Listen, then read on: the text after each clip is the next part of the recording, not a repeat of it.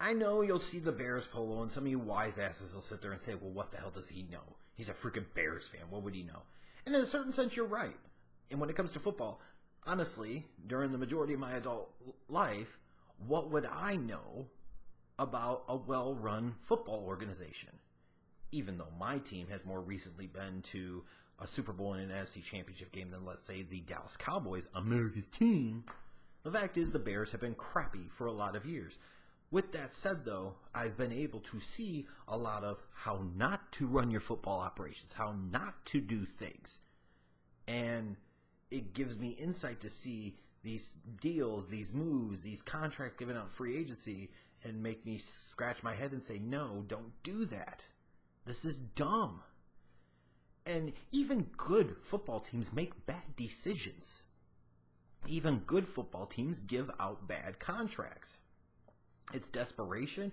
It's them believing they see something nobody else does. It's stupidity. It's any number of things. And we also have to remember sometimes that just because people have their jobs in the NFL doesn't automatically mean that they're good at them. It's just like any other line of work. People having a position or a role is not automatically indicative of past performance, current performance, future performance, and success, or anything. It just isn't. There's no guarantee of anything. And I look at this Sammy Watkins deal and the Chiefs giving him that 3-year contract and the amount of guaranteed money that they did. And it's just really puzzling and head-scratching to me. It's not automatically a shit deal because Sammy Watkins is a talented player. But I really question the wisdom and logic of this deal. And here's why. A couple of things. Number one, the Buffalo Bills once, I know for a front office that's no longer there, but they once traded up from 9 to 4 in 2014 and gave up a 2015 first-round pick, idiotically, mind you, to go up and get Sammy Watkins. In a great, talented, loaded wide receiver class, they just had to have Sammy Watkins. So instead of staying put at 9 and perhaps getting somebody like Odell Beckham Jr. or Mike Evans, whoever might have fallen to them, they traded up and sabotaged their 2015 draft to go get Sammy Watkins. Oopsie daisies. But he was a guy. He's had a 1,000-yard season before.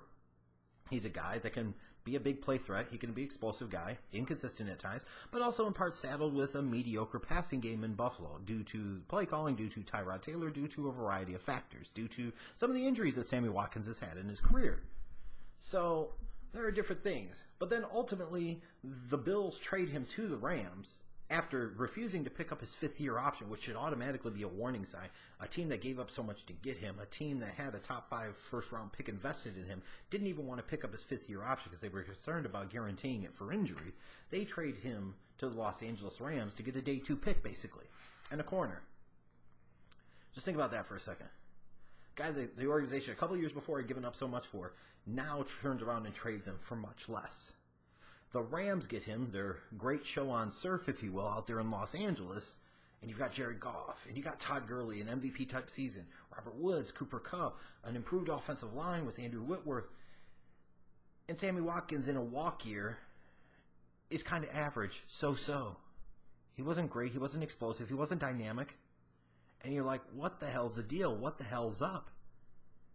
And now, you look at the Bills have given up on him after taking him in the top 5 and giving up so much to get him after only 3 seasons.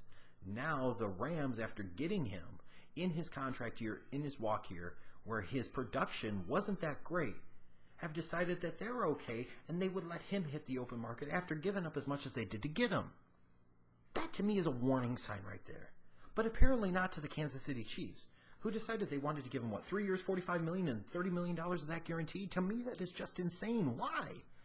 I understand the marketplace for wide receivers can be incredibly inflated, and I understand that they felt like, outside of Tyreek Hill, the Chiefs needed more at wide receiver, and Albert Wilson just isn't getting the damn job done. But you just gave a shit ton of money, basically $15 million guaranteed each year for the next 2 years to Sammy Watkins for a guy who has trouble staying healthy and, frankly, has never unleashed his full potential in the NFL. And you have the Buffalo Bills and the Los Angeles Rams ultimately over the course of the past 12 months just basically take a pass on the guy.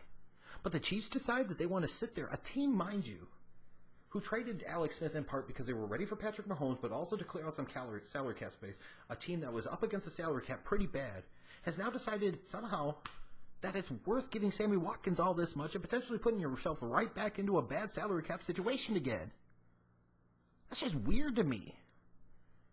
And you look at it, You've got Tyreek Hill. You've already got one vertical weapon, and I'm excited to see what he can do with a guy with a legit big-time arm like Patrick Mahomes in that Kansas City offense. Now, maybe you're thinking, okay, well, Sammy Watkins goes to Kansas City. He plays on the opposite side of Tyreek Hill. You've also got Travis Kelce there. You got Kareem Hunt in the running game, Mahomes, and what he can do with his arm.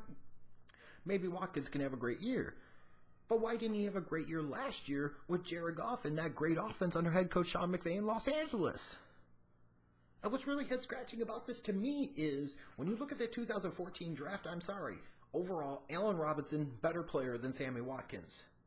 Yet there's some type of mystique because Watkins was a top 5 guy and Allen Robinson was a second-round pick. I know, coming off of an ACL injury, but frankly, Watkins has had injury troubles throughout his 4 years in the NFL.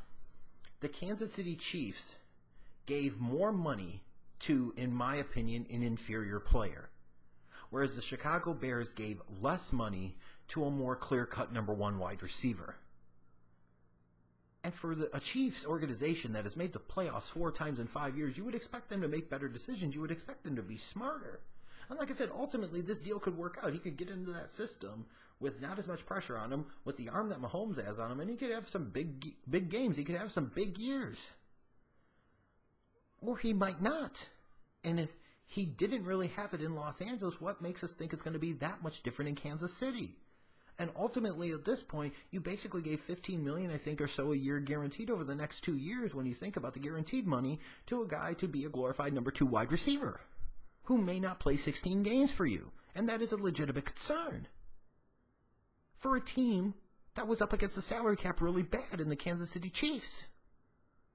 That's just weird. It may work out, and maybe they feel like it was worth swinging for the fences. But if you were going to do that much, then go after Allen Robinson. You could have got him cheaper, and he's better.